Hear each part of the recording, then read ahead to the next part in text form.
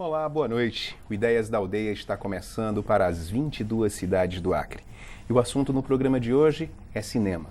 Mas não é qualquer cinema, é cinema brasileiro. E o cinema nacional sob os olhos de uma cineasta. Eu tenho o prazer de receber para uma boa conversa a diretora de cinema, Ana Carolina. Boa noite, Ana. Boa noite. É um prazer te receber aqui no programa. Obrigada pelo convite e pela recepção. Ana, você é formada em medicina e virou cineasta. Como é que a médica descobriu o cinema e trocou tudo pelo cinema? Eu não tinha fascínio pela medicina. Uhum. E eu fui levando, mas eu percebi que estava meio assim, muitas dependências, muitas... E eu me apaixonei por um homem que fazia cinema. Foi aí. Mas você chegou a exercer a medicina? Eu trabalhei muito tempo, eu me especializei em paralisia cerebral, que é muito áspero, né? Bastante. É, mas o cinema, para mim, é a tradução mais legítima e mais bem configurada e mais dificilmente apetrechada do amor. Porque cinema tem que ser feito amorosamente. E eu me apaixonei por um homem que fazia cinema e de lá para cá sempre o cinema para mim foi uma coisa amorosa. Árdua, muito árdua, mas de grande dedicação. Então uma paixão por um homem te levou ao cinema? Sim. Que legal. Não foi o cinema que me pegou. Me pegou sorrateiramente mesmo, porque eu não era cinéfila, não tinha nenhuma noção que eu pudesse me encaminhar por aí. Mas foi assim, e foi vapt-vupt também. E como você começou no cinema, então? Eu comecei fazendo um documentário, juntamente com esse meu, na época, marido, um documentário sobre sindicalismo rural no interior do estado de São Paulo, Pirajuí. Porque Pirajuí foram os primeiros locais onde apareceram os primeiros sindicatos rurais e os movimentos correspondentes à Liga Camponesa, dos camponeses. Fizemos esse documentário, comecei fazendo esse documentário. Em seguida, eu ganhei um concurso da Secretaria de Cultura do Estado de São Paulo para fazer um outro documentário. Esse eu já assinei como direção, que era exatamente, chamava Indústria, que era uma análise do milagre brasileiro dentro dos sindicatos da indústria paulista. Quer dizer, o contrapé do milagre brasileiro na época, né? E era primórdios da política do Roberto Campos. Essa foi a minha primeira direção sozinha. E a partir do Indústria eu comecei a fazer documentário. Nada era favorável, mas era até mutatis mutandis, era possível. E tanto era possível que foi possível. Eu fiz bastante documentário. Naquela época se distribuía documentário. Antes do longa tinha um documentário brasileiro. Era uma lei. Era aquela política dos anos 70 que criaram um slogan que era assim: o cinema brasileiro é nosso e ninguém tasca. Ninguém tasca. Lembra? Lembro. Anos 70. Aí por aí eu fui até 74, quando eu comecei a fazer longa, que eu fiz meu primeiro longa documentário, que é o Getúlio Vargas. A partir do Getúlio, eu comecei a fazer longa ficção. Aí eu fiz, ainda nos anos 70, Mar de Rosas, anos 80, Das Tripas Coração, Sonho de Valsa, entremeados de curta aí no meio. E Amélia, que foi... Aí fiz, já era mais pra cá, fiz Amélia, fiz Gregório de Matos. Gregório de Matos. Agora, o seu trabalho é posterior ao movimento do cinema novo, né? Mas você, assim, conviveu com aquele movimento. Quais as influências do cinema novo no teu trabalho? Na verdade, eu era, naquela ocasião, naquele momento, eu vou para o Rio de Janeiro para entrar no Olimpo, ver os deuses do cinema, que eram Glauber, Kaká, Jabor, Nelson Pereira, Leon Hirschman, Walter Lima, Sérgio Bernardes, Neville, eram os deuses do cinema. E eu fui, eu não sou do Olimpo do cinema novo. Eu era eles me acolheram, ficamos amigos, tenho bons amigos no cinema, mas eu era meio darling, assim, do cinema novo, e eu só fui produzir O Mar de Rosas quando o cinema novo já estava consolidado, pegando a reta de saída até. Se você for pensar que 77, 78, é anistia, 78, 79 vem a anistia, já é a reta de saída do cinema novo, porque anos 80 já não é mais cinema novo. Vem um contrapé e já é meio salve-se quem puder. É verdade. Por quê? Porque em 86, 88 começa a melar. A canoa estava furada. Verdade. Faz água. E 90, hecatombe, que a gente sabe. Agora, a frase, uma câmera na mão e uma ideia na cabeça, marcou a geração do cinema novo. Essa frase ainda é válida para os dias atuais no que se refere a fazer cinema, Ana? Essa frase é de uma felicidade rara, porque ela traduz perfeitamente. Parece que é assim mesmo. É claro que não é. Foi por um momento, depois não foi. Jamais será como foi naquele momento. Mas é sempre melhor ter uma câmera na mão e uma ideia na cabeça do que não ter. É claro que hoje uma câmera na mão e uma ideia na cabeça não basta. Porque o sistema da vida atual, contemporânea, impede que alguma coisa seja feita meio de improviso.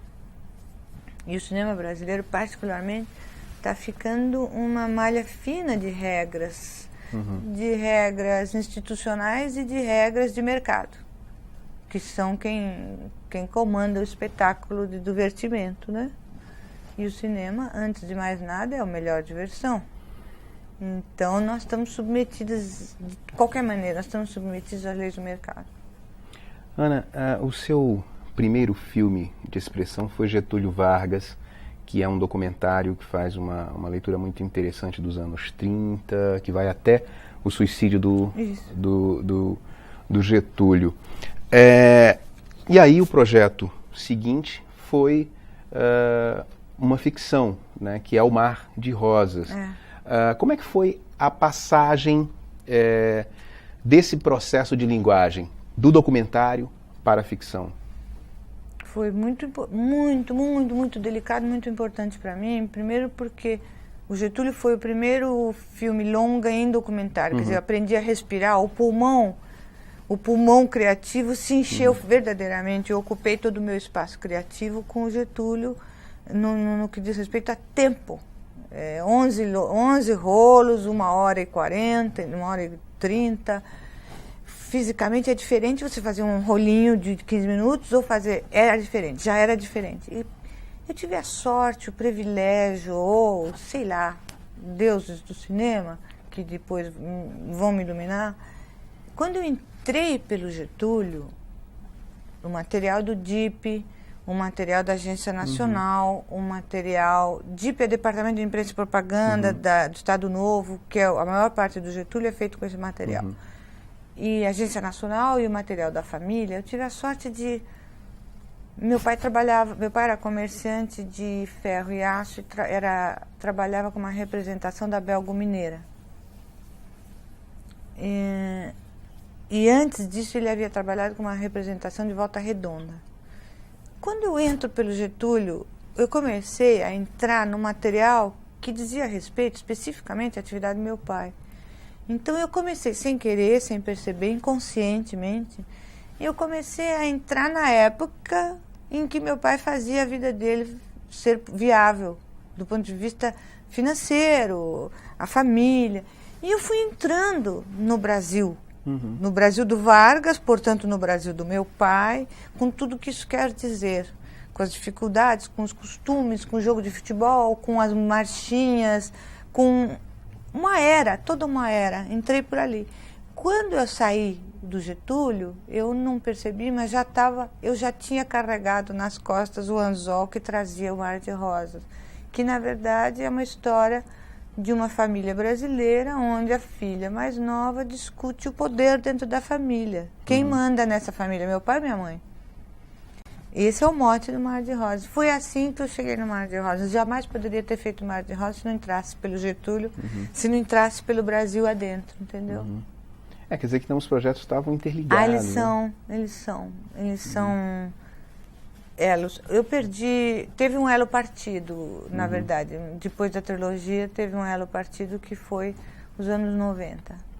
Agora, falando em trilogia, o Mar de Rosas faz parte de uma trilogia que envolve Mar de Rosas, Das Tripas Coração e Sonho de Valsa, né? Uma trilogia dedicada ao universo feminino.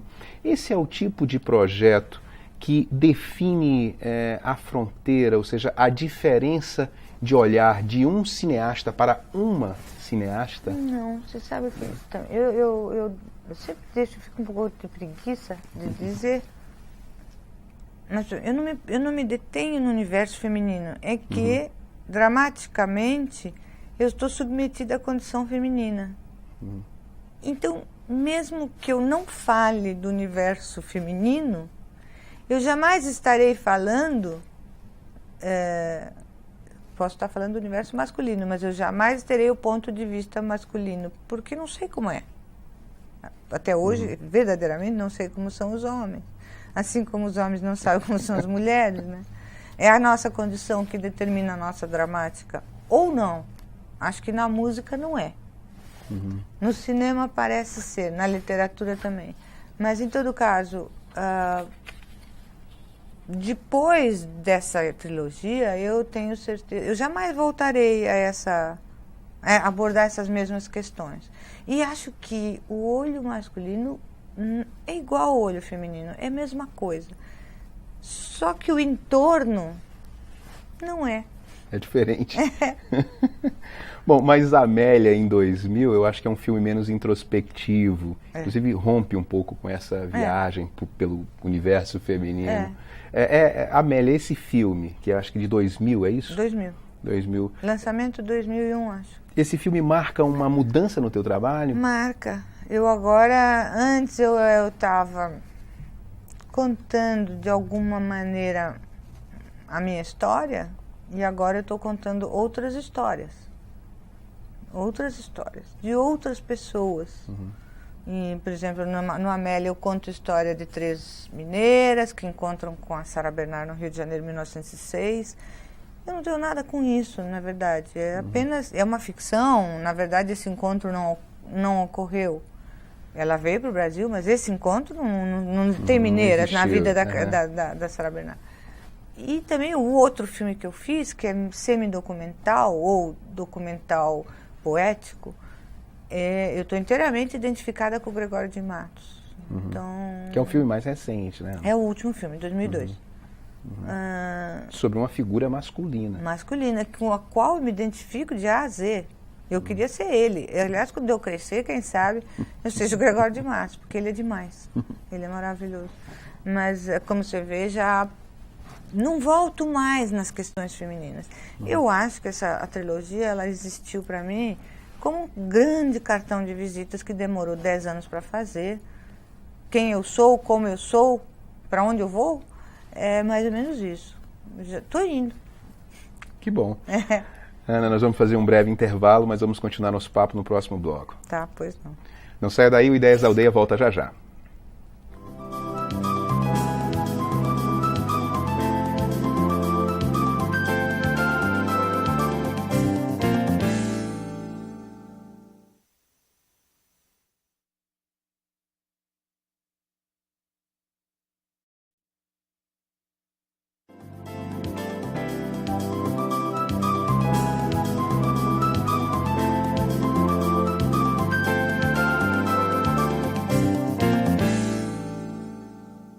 O Ideias da Aldeia está de volta e hoje eu estou conversando com a cineasta Ana Carolina. Ana, você está sendo homenageada no Acre através do projeto Para Se Ver com Olhos Livres, que é um projeto conduzido pelo Centro de Antropologia do Teatro e Antropofagia do Cinema, o CATAC. Esse projeto propõe, além da exibição de filmes, uma conversa entre o diretor dos filmes que estão sendo exibidos e a plateia, o público. E aí eu queria saber como é que está sendo esse teu momento no Acre. Olha, eu tenho uma certa prática desse tipo de viagem, esse tipo de convite, eu sempre aceito. Eu faço média 2 vezes por ano viagens dessa natureza. Mas não conhecia nada do Acre. Nunca vim. Sabia que era calor, que vocês tiveram uma enchente, que vocês tiveram uma seca e tal coisa. Eu sabia o que eu sabia em história. Mas sempre é uma surpresa. De repente o Acre, eu vejo, eu sinto, eu sei, eu vivi. É um lugar extremamente acolhedor, extremamente alegre, sincero, acolhedor. O evento do qual estou participando é o lugar de todos onde eu tenho ido. O interesse é maior de todos. A carinha das pessoas, o assédio dos meninos atrás de mim para querer saber as coisas, o público de ontem, que eu vi o público de ontem, numa projeção difícil, porque estava escuro, parou, faltou luz, mas ninguém saiu. Que legal. Então, realmente, em termos de resposta, o Acre é extraordinário. Extraordinário. E paradoxo também, é o lugar mais distante que eu já fui. Não é fácil aqui no Acre, muitas coisas são difíceis. É verdade. Para chegar aqui não sei o quê, para chegar aqui não sei o que lá, para a gente vir, para ver os filmes. O custo Acre é muito elevado. Alto. É um esforço grande, é um esforço grande. Mas a resposta é espetacular. Que bom. Espetacular. Agora você falando e assim... acho que isso demonstra que a alma acreana, de alguma maneira, tem grandes chances de fazer coisas extraordinárias. Você falando assim, eu começo a pensar o seguinte: por que tão poucos filmes no Brasil conseguem fugir do chamado eixo Rio-São Paulo, do sul do país, quando muitos essas produções chegam ao Nordeste? O cinema nacional ainda não descobriu o Brasil, Ana? Não. O cinema nacional não descobriu o Brasil. O Brasil, quer dizer, quando eu falo o Brasil, estou falando os governantes e as pessoas que estão no poder das cidades brasileiras, elas também não descobriram o cinema, ou elas também não descobriram a vantagem de favorecer a cultura para si, trazer para si todas as manifestações culturais. É uma luta você trazer. Não quer dizer que só no eixo Rio-São Paulo se faça, não é isso. Mas tem que se buscar e comer aonde tem alimento. Tem lá, vamos lá. Por isso que eu acho que o movimento do Catac é bom, porque ele é antropofágico. Vai lá, come, vem, traz para cá. É aqui que é o centro desse núcleo criativo, é aqui. E é aqui que tem que estar. Mas, e também, essa pergunta é a seguinte: por que o cinema brasileiro não vem? Porque desesperadamente somos governados pelo mercado. O distribuidor, ele faz uma conta rápida, ele fala: não vou levar a cópia da Ana para lá, porque tem um cinema, eu fiz uma conta, não dá não quero. O mercado manda, particularmente na questão do cinema. Então o mercado é o grande vilão em algumas situações, para nós. Não tem como. Verdade. Você seduzir o exibidor. Não tem lei que não existe. Ele vai fazer o que for melhor para o lucro dele. Esse é o mercado. E assim será. Agora, falando em mercado, isso tem mudado ou não? Quer dizer, nós podemos pensar numa produção que algum dia possa ter sustentabilidade, ou nós vamos ainda depender por muito tempo dos incentivos governamentais? Essa pergunta é terrível, porque a política de mercado não é aqui, em qualquer lugar. Ela é cruel. Você pode ver que, por exemplo, um lugar como a França, que fica brigando por centímetros da ocupação do mercado pelo cinema americano, e a França é um país mais poderoso do que o nosso, com uma cultura diferente da nossa, etc. e tal.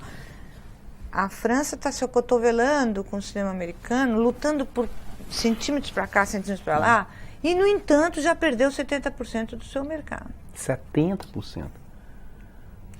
O Brasil, vamos dizer, do mercado brasileiro, a gente reina por alguns momentos no mercado brasileiro e depois toma um purgante que dura meses também. Porque o cinema estrangeiro, no caso o cinema americano para nós, ele tem uma ocupação de mercado imensa, né? Dois Filhos de Francisco, de repente, vai e pá, bum, bate 5 milhões de espectadores. Que é difícil um filme americano fazer isso. É difícil. Agora, a sustentabilidade do setor está se tentando. Eu acho que a política atual caminha também nessa direção, com todos os erros que isso trará. Porque também a solução do mercado não é só ter bilheteria alta ou só filme de massa.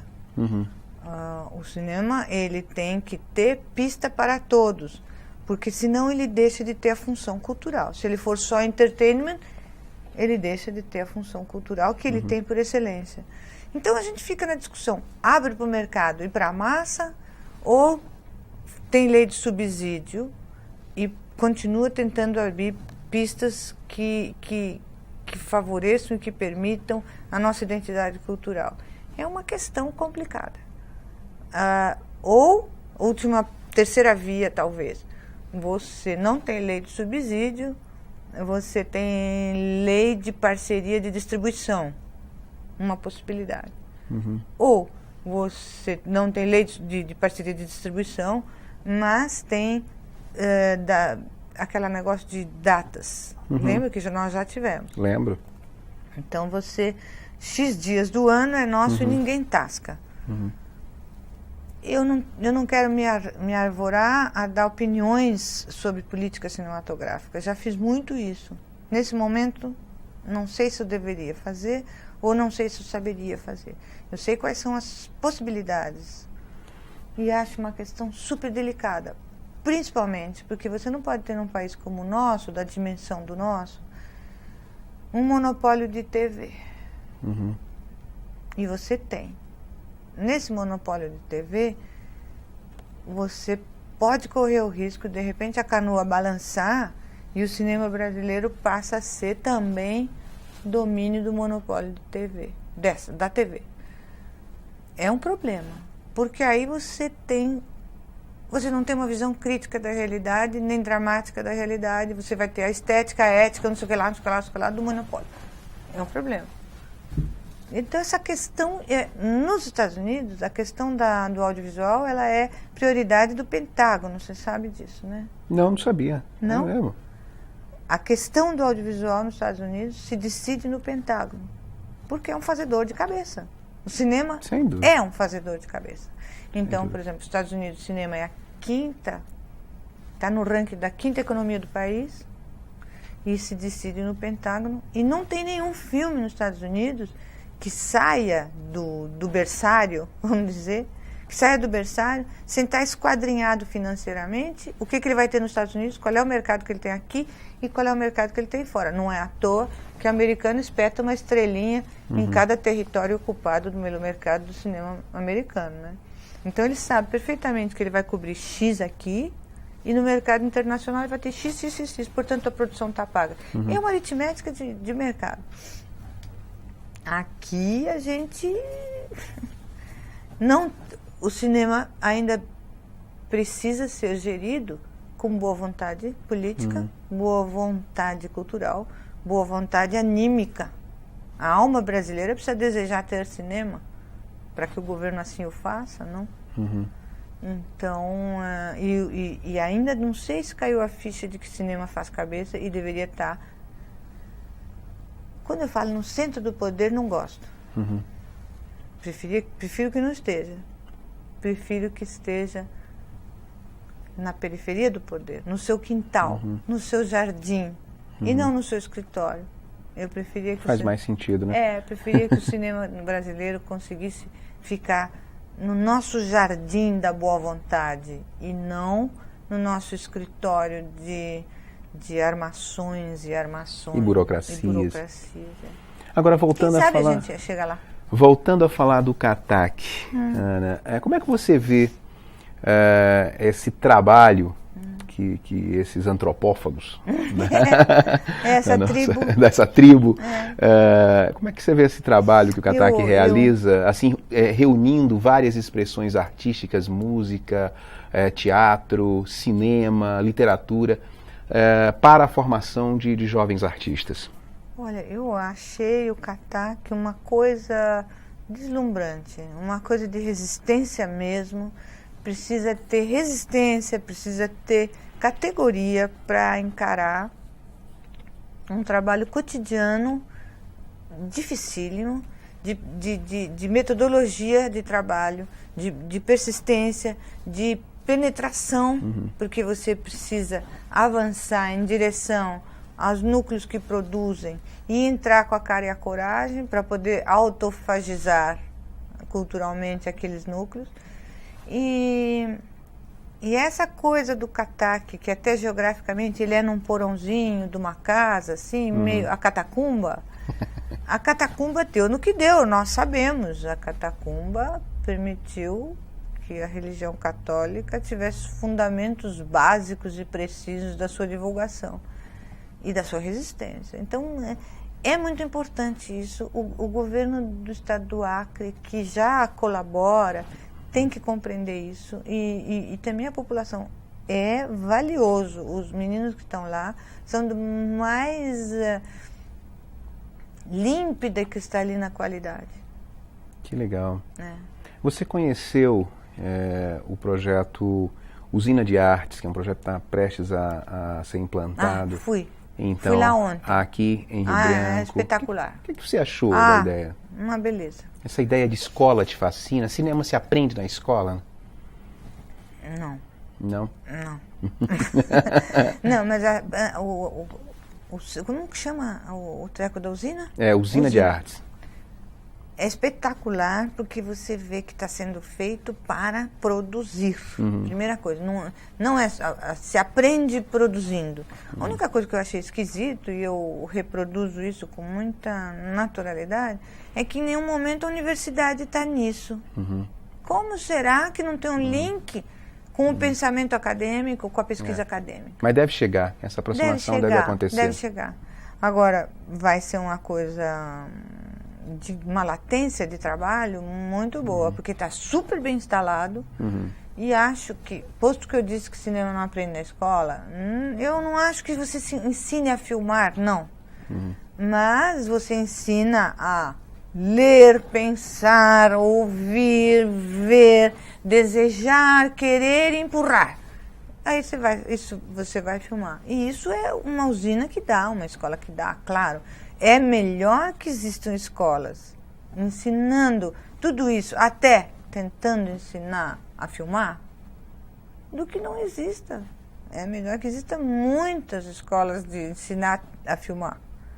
Se o cara for, se ele sair de lá cineasta, é porque ele era cineasta antes de entrar.